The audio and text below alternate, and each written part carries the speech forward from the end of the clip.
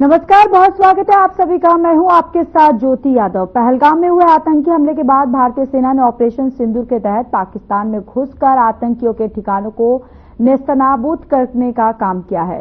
तो वहीं देश के प्रधानमंत्री नरेंद्र मोदी का दुश्मन राष्ट्र को सीधा संदेश भी था कि आतंकवाद भारत में नहीं चलेगा।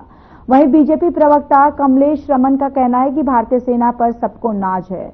उन्होंने ऑपरेशन सिंदूर में अपना पराक्रम दिखाया और भारतीय सेना के ऑपरेशन सिंदूर की सफलता को लेकर 14 मई को पूरे देश में बीजेपी तिरंगा यात्रा निकालेगी और साथ ही देश से आतंकवाद खत्म किया जाए उसका संदेश देने का काम करेगी।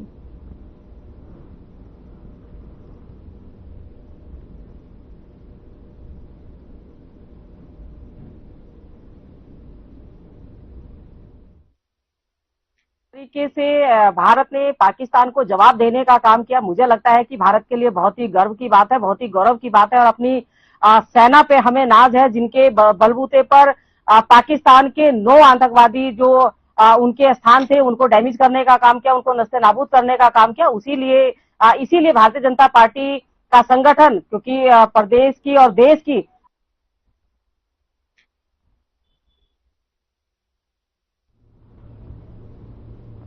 उत्तराखंड में बीजेपी कल यानी 14 मई को सुबह 7 बजे तिरंगा यात्रा निकालने जा रही है और जिसमें सभी धर्मों के गुरु मौजूद रहेंगे, चाहे वो हिंदू समाज के हो या फिर मुस्लिम समाज को हो या फिर सिख या फिर ईसाई।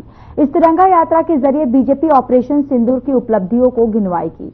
बीजेपी इस अभियान के जरिए जनता को ये बताएगी कि ऑपरेशन सिंदूर के तहत भारत ने कैसे अपने नागरिकों को संकट से सुरक्षित निकाला और राष्ट्रीय स्वाभिमान को मजबूत किया। इस तिरंगा यात्रा के बारे में ज्यादा जानकारी देते हुए वक्फ बोर्ड के अध्यक्ष शादाब शम्स ने बताया कि कल सभी धर्म के गुरु एक साथ रहने वाले हैं और जो तिरंगा यात्रा निकालेंगे और जो भी दिव्य और भाव से वो होगी। शम्स ने कहा कि जिस तरीके से केंद्र की मोदी सरकार ने आतंकवाद के खिलाफ कड़ी कार्रवाई की, इस तिरंगा यात्रा के जरिए उसका बखान करेंगे।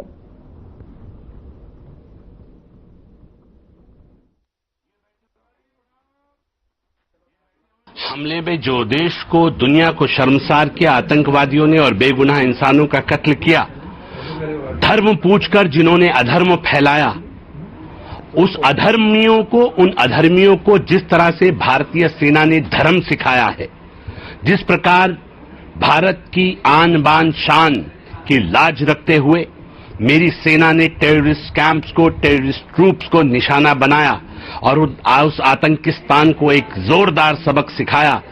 उस की आन बान शान, हमारी आन बान शान, ये तिरंगा कल ये लहराने जा रहा है। सारे धर्मों के लोग, तमाम धर्मगुरु, मुस्लिम उलेमा, साधु संत,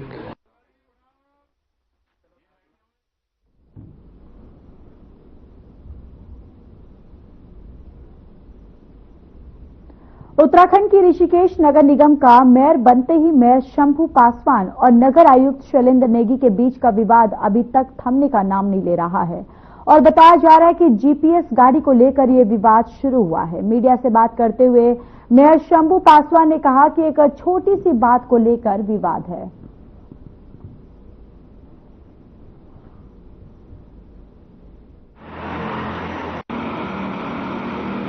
बहुत सारे लोगों का ये सोचना ही होता है कि सही भी चीज हो ना, तो उस पर विवाद बनाते हैं, विवाद के जरिए रखते हैं। तो ये सब चीज बोलना ठीक नहीं है और कहीं ना कहीं ये जो लोग बोल रहे हैं ये ठीक नहीं है, क्योंकि जो संविधान है और जो चीज बना हुआ है, उचित एक व्यवस्था है सरकार का जो बना हुआ व्यवस्था है, उसमें ना हमने छेड़खानी किया है ना किसी ने किया है। कोई भी चीज बनता है, कोई भी डॉक्यूमेंट, कोई भी पेपर बनता है तो एक व्यवस्था के तरीका से बनता है।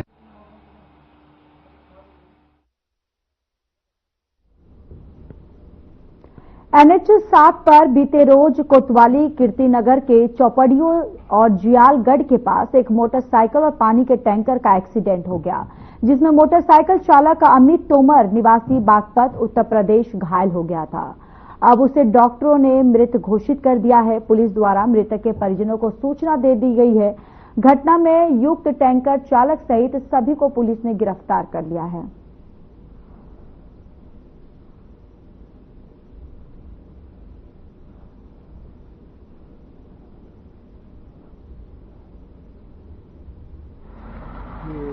यालगढ़ पुल है हमेशा ही एक्सीडेंट का पुल रहा है। मैंने पहले से ही कहा, इससे पहले भी कुछ दिन पहले मैंने यहाँ पर बताया था एनएच के अधिकारियों को कि यहाँ पर जो इसका अलाइनमेंट है वो उधर से डाउन है और फिर एक ऊपर से गड्ढा उभरा हुआ है, और उसमें जब वहां से कोई भी गाड़ी आती है तो उससे जो है गिरने की संभावना रहती है। और आज फिर से जो है ऐसा ही कुछ हुआ है। वहां से जब कोई बाइक वाला आया तो वो बाइक वाला वहां से उछल के जो है वो बाइक से आगे गिर गया और गाड़ी ने उसको रौंद के निकल गई। ऐसा जो है वहां पर प्रतीत हो रहा है। हमने भी तब देखा जब भीड़ लगी हुई थी, तो हम जब गए तो वहां पर उसकी बहुत बुरी कंडीशन थी।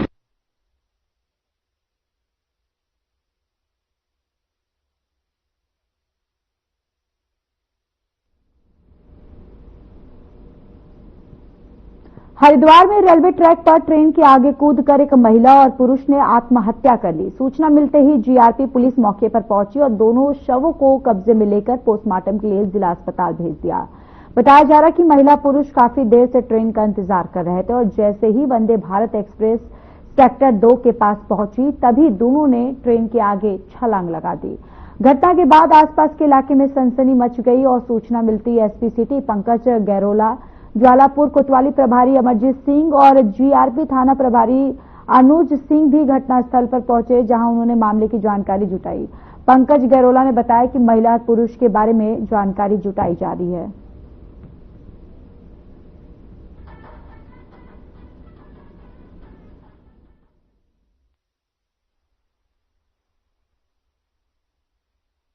आज एक महिला सूचना मिली है कंट्रोल रूम से कि एक महिला और पुरुष वंदे भारत एक्सप्रेस के सामने जो आए हैं और उनके कट गए हैं। इस सूचना पर अभी उनके जो शव हैं उनको पोस्टमार्टम के लिए भिजवा दिया गया है। उनकी शिनाख्त के प्रयास किए जा रहे हैं। प्रथम दृष्टया क्या लग रहा है? प्रथम दृष्टया इसमें जो आसपास के लोगों ने बताया कि अपने आप ही इस तरफ आए हुए थे, तो हो सकता है कि इनके द्वारा स्वयं अध्ययन किया गया, लेकिन अभी स्थिति स्पष्ट नहीं है कि पूरी इनके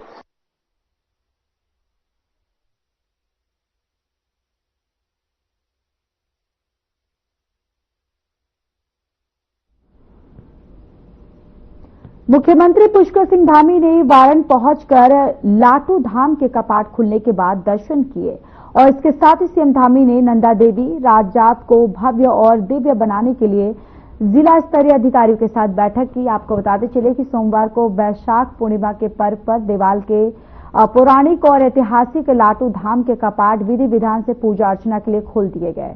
जागरो और ढोल की थाप पर पशाओं ने अवतरित होकर देव दर्शन देते हुए श्रद्धालुओं को आशीर्वाद दिया। अधिकारियों के साथ हुई बैठक में सीएम ने राजजात यात्रा को भव्य और दिव्य बनाने के लिए कार्य योजना तैयार कर कार्यों में तेजी लाने के निर्देश दिए।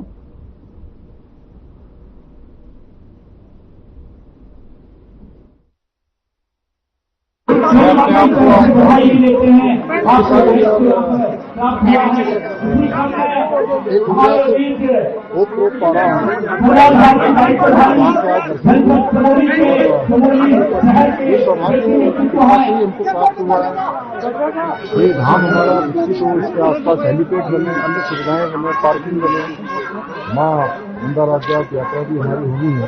रोड का भी वो पूरे राज्य की हमारी यात्रा है। उस यात्रा के लिए सभी तैयारियां हम आगे बढ़ा रहे हैं।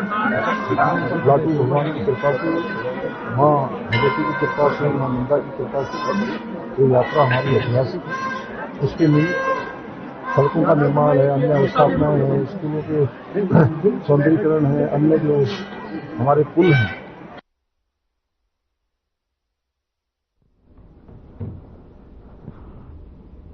मुख्यमंत्री पुष्कर सिंह धामी ने सोमवार को मुख्यमंत्री आवास में पर्यटन और शिक्षा क्षेत्र में निवेश के इच्छुक निवेशकों के प्रतिनिधि मंडल ने भेंट की है।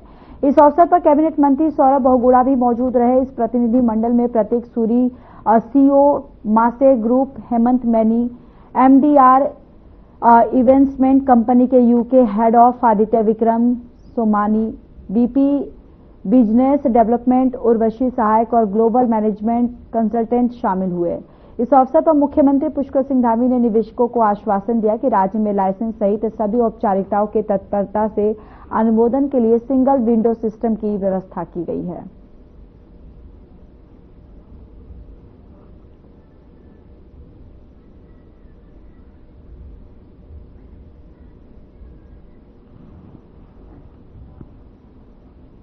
प्रदेश में 30 अप्रैल से चारधाम यात्रा गतिमान है और चारधाम यात्रा के प्रति लोगों में भारी उत्साह भी देखने को मिल रहा है और बड़ी संख्या में श्रद्धालु दर्शन करने के लिए चारों धामों में पहुंच रहे हैं। जानकारी के अनुसार मात्र 12 दिन में अभी तक चारों धामों के करीब 5.5 लाख से अधिक तीर्थयात्री दर्शन कर चुके हैं, जिसको लेकर बीजेपी प्रदेश प्रवक्ता हनी पाठक ने कहा कि धामी सरकार द्वारा जो व्यवस्था है चारधाम यात्रा में की गई, उससे सभी श्रद्धालुओं को अच्छी व्यवस्था मिल रही है।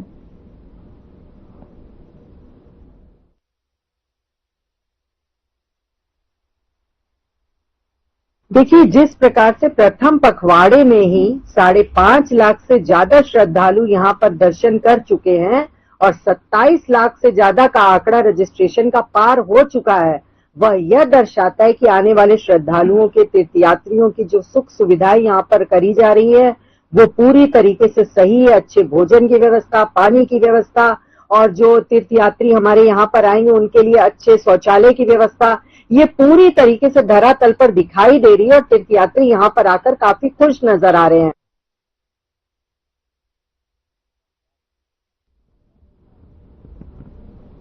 देश भर में जातिगत जनगणना कराने के मामले को लेकर लगातार हो रही सियासत अब एक बार फिर से अपने चरम पर है।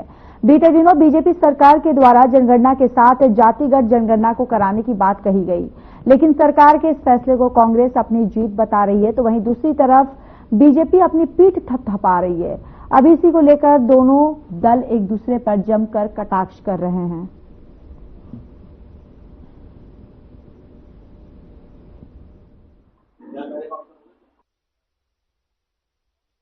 अरे कांग्रेस का तो सबसे पहला स्टैंड यही था। कांग्रेस के नेता राहुल गांधी जो इंडिया ब्लॉक के पार्लियामेंट के अंदर नेता हैं, लोकसभा में विपक्ष के नेता हैं, उन्होंने संसद के अंदर ही ऐलान किया था कि हम जातीय जनगणना करवा के रहेंगे, इस संसद से ही पास करवा के रहेंगे। यह ऐलान किसका था?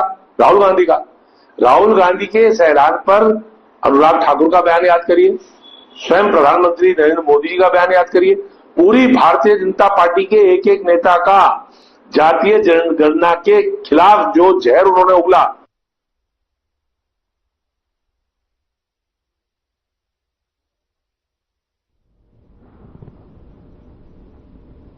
श्री केदारनाथ धाम के दर्शन के लिए देश विदेश से श्रद्धालु पहुंच रहे और इसी क्रम में जिलाधिकारी सौरभ गहरवार के निर्देशन में परिवहन विभाग ने महिला और बुजुर्गों के लिए विशेष सेवा शुरू कर दी है। तो वही केदारनाथ विधायक आशा नौटियाल ने बताया कि घोड़ा पड़ाव से मंदिर तक जो लगभग 2 किलोमीटर तक का सफर है, वहां से मंदिर तक ट्रैक्टर यानी शटल सेवा की व्यवस्था की गई है, जिससे बुजुर्ग श्रद्धालुओं को मंदिर प्रांगण तक पहुंचने में किसी प्रकार की परेशानी का सामना नहीं करना पड़ेगा।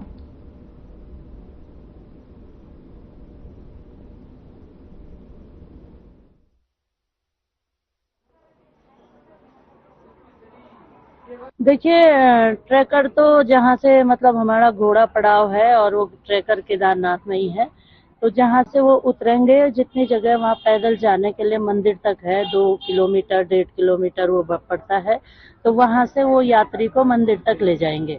और ये मैं माननीय मुख्यमंत्री धामी जी का धन्यवाद करूंगी कि उन्होंने इस तरह की व्यवस्था वहाँ पे बनाई। जो लोग जो बहुत बुजुर्ग होते थे, उनको दिक्कत होती थी, अब उसके माध्यम से लोग बहुत शीघ्र वहाँ जा पाएंगे और मंदिर के भोलेनाथ के दर्शन कर।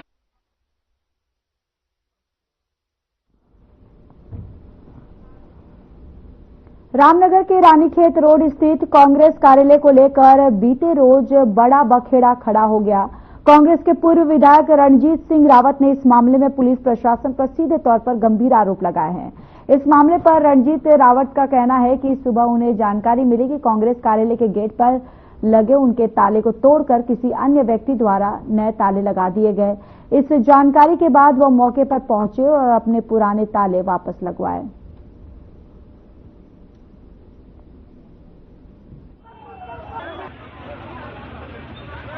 देखिए, ये रानीखेत रोड पर एक आवाज है जिसके लिए दोनों पक्षों में तनातनी चल रही है और इस बारे सूचना मिली थी कि कुछ लोग अंदर कार्यालय में थे, तो बाहर से कुछ लोग कुछ नया प्रयास कर रहे थे। मौके पर पुलिस शांति व्यवस्था के लिए बनी है। इसमें मजिस्ट्रेट के लिए हमारा द्वारा लिख दिया गया है ताकि मौके पर शांति व्यवस्था बनाए रखें। सर कुछ लोगों को कांग्रेस के कार्यकर्ता को हिरासत में दिया गया है। हाँ, कुछ कार्यकर्ता जब पुलिस से वहाँ लेने का प्रयास कर रहे थे, जबरन अंदर जाने का प्रयास कर रहे थे, तो उनको शांति व्यवस्था के लिए अभी पुलिस ने कहा। शासन की मिलीभगत से इस कार्यालय पर कब्जा करने की कार्रवाई की जा रही है। अंदर कुछ अवांछनीय लोग बैठे हैं। हमने अपना ताला कार्यालय में लगा दिया था, तो पुलिस की मौजूदगी में हमारा ताला तोड़ दिया गया है। पुलिस चाहती है कि हम यहाँ से हटें तो वो अंदर से लोगों को निकाल सके। इस कार्यालय के अंदर कुछ लोग हैं, लेकिन हम यहाँ पर से हटने वाले नहीं हैं, चाहे जो भी हो जाए। मैंने प्रदेश संगठन को भी अवगत करा दिया है। हमारे CLP प्रदेश अध्यक्ष और कई विधायकगण बहुत जल्दी यहाँ पर पहुँचने वाले हैं।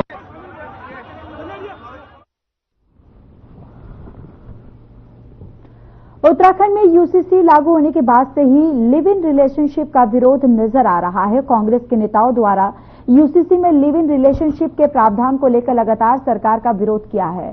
UCC में लिव इन रिलेशनशिप को लेकर उत्तराखंड बीजेपी के प्रदेश प्रवक्ता हनी पाठक ने कहा कि जिस तरह कांग्रेस और उनके नेताओं द्वारा लगातार UCC में लिव इन रिलेशनशिप का विरोध किया जा रहा है और इन नेताओं की जैसी बौखलाहट है, उससे ऐसा लगता है कि जैसे कांग्रेस के नेता लिव इन रिलेशनशिप के दायरे में आते हैं। तो वहीं और इस पर पलटवार करते हुए उत्तराखंड कांग्रेस के प्रदेश महामंत्री नवीन जोशी ने कहा कि लिव इन रिलेशनशिप कभी बर्दाश्त नहीं करने योग्य है।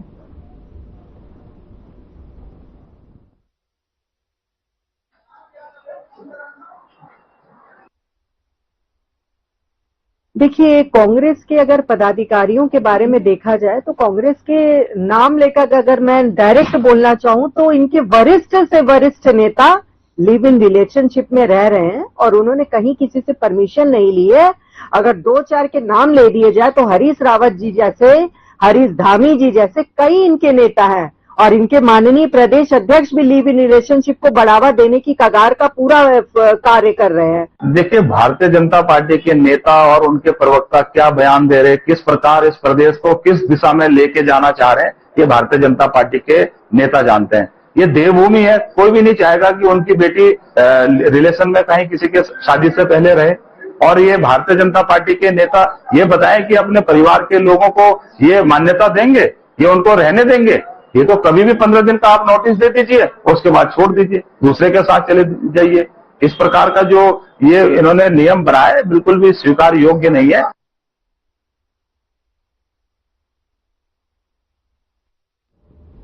भारत पाक के बीच 48 घंटे तक चली लड़ाई के बाद युद्ध विराम हो गया है और इसे लेकर पूर्व सैनिकों ने कड़ी अपनी प्रतिक्रिया दी है। कोटद्वार में पूर्व सैनिक संघर्ष समिति के अध्यक्ष महेंद्रपाल सिंह रावत ने कहा कि भारत ने जिस प्रकार आतंकवाद के खिलाफ ऑपरेशन सिंदूर चलाया, उसको युद्ध अभी जारी रखना चाहिए था। उससे पाकिस्तान की रूह कांप जाती है और उसकी अर्थव्यवस्था सड़क पर आ जाती है।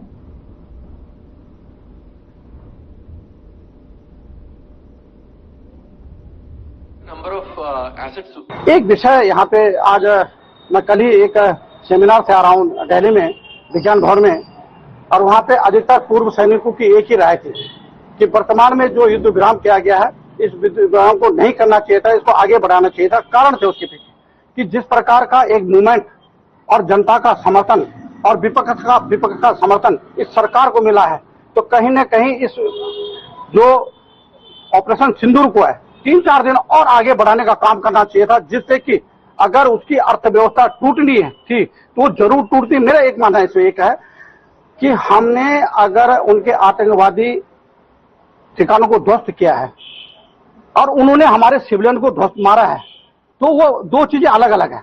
हम क्यों नहीं उनके जो जन नागरिक हैं उनको मारें, जिससे उनको पीड़ा हो, उसके संस्थानों को तोड़े, जिससे उसको जनहानि हो और आर्थिक व्यवस्था उसकी खराब हो। लेकिन यहाँ उल्टा है।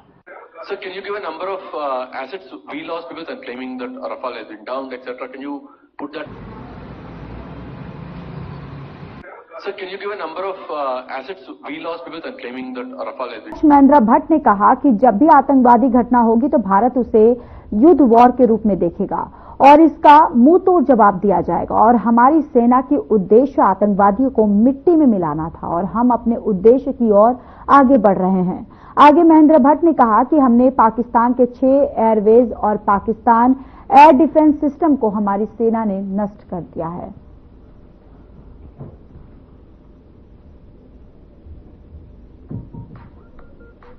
उन सारे विषय अभी हमारे मंच पर हमारे राकेश गिरी जी हैं। हमारा उद्देश्य आतंकवादियों को मिट्टी में मिलाना था, उस उद्देश्य की ओर हम आगे बढ़े और जब उनके द्वारा कोई क्रिया हुई तो हमने उसमें अपनी प्रतिक्रिया देना स्वाभाविक था।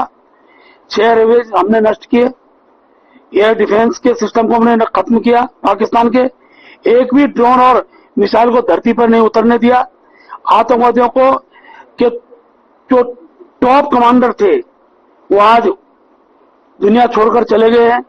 आतंकवादी ठिकानों को हमने नष्ट किया है और कल सीज फायर से पहले जब ये नीति बनी कि हम किस आधार पर कर रहे हैं, तो हमने कहा जब भी आतंकवादी घटना होगी उसको एक युद्ध के रूप में भारत देखेगा।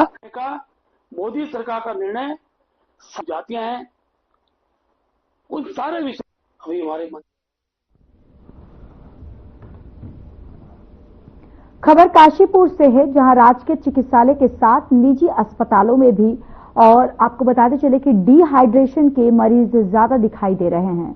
बच्चों और बड़ों को उल्टी, दस्त जैसी शिकायतें आम हो गई हैं और इस बीमारी से लोगों की मौत भी हो जा रही है, जिसे लेकर नवनियुक्त सीएमएस राजीव चौहान गांधी ने बताया कि राजकीय चिकित्सालय में उल्टी, दस्त के मरीज काफी आ रहे हैं और ओपीडी भी बहुत ज्यादा बड़ी है। साथ ही उन्होंने बताया कि यहाँ पर पर्याप्त मात्रा में दवाइयां उपलब्ध है और समस्त चिकित्सकों को निर्देशित किया गया है कि इस डिहाइड्रेशन जैसी बीमारी के मरीज को प्रमुखता के साथ देखें।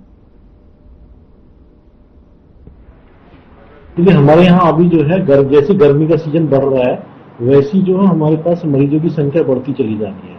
पहले हमारे यहाँ 500 से 600 ओपीडी हो रही थी, लेकिन अब 700 से 800 ओपीडी बढ़ गई है, जिसमें तुम्हारा दस्त मतलब और उल्टी के मरीज, ये मरीज जो है ज्यादा आ रहे हैं। अनडाइजेशन की प्रॉब्लम हो रही है, जिसकी वजह से जो है मरीजों की संख्या बढ़ भी रही है। कुछ मरीज हम भर्ती भी कर रहे हैं, उनके लिए हमारे पास पर्याप्त सुविधाएं हैं और पर्याप्त दवाइयां भी उपलब्ध हैं। और इस समय हमने जो है वैसे भी ठंड से बचने के लिए कूलर वगैरह, पंखे वगैरह की सब व्यवस्थाएं हमारे पास दुरुस्त है, ठीक है, और किसी चीज की दिक्कत यहाँ आ नहीं रही है। भारतीय सेना की तरफ से ऑपरेशन सिंदूर से आतंकवादियों को मुंहतोड़ जवाब दिया गया और आपको ये भी बताते चले कि इस ऑपरेशन के बाद पूरे देश में गर्व और उत्साह का माहौल है। और ये भी बताते चले कि ऑपरेशन को अंजाम देने के बाद क्षेत्रीय विधायक अरविंद पांडे ने कहा कि आतंकवाद पूरे विश्व से खत्म होना चाहिए और पीएम मोदी चाहते हैं कि हमारे पड़ोसी देश भिखारी न बने। भारतीय सेना के सामने पाकिस्तान की सेना 2 दिन टिक नहीं पाई और अमेरिका के राष्ट्रपति डोनाल्ड ट्रंप के सामने जाकर गिड़गिड़ाया। ट्रंप ने पीएम मोदी से युद्ध विराम को लेकर फोन पर बात की, जो अंजाम सबके सामने है, दिखाई दे रहा है।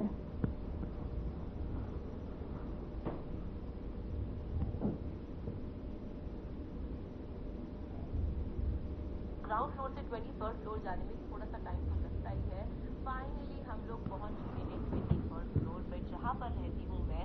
जैसे ही आप नहीं चाहते, हम मित्रवत संबंध चाहते हैं और पड़ोसी मुल्क कभी विप्र नहीं होना चाहिए, गरीब नहीं होना चाहिए, भिखमंगा नहीं होना चाहिए।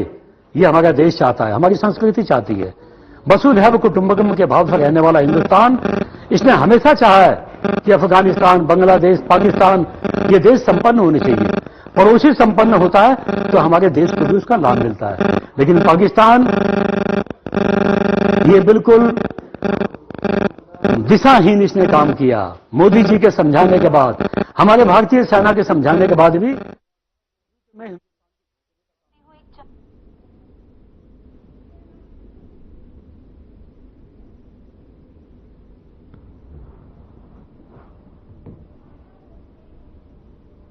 चलिए, इस बुलेटिन में इतना ही। बाकी देश और दुनिया की तमाम बड़ी खबरों के लिए जुड़े रहिए हमारे साथ। नमस्कार।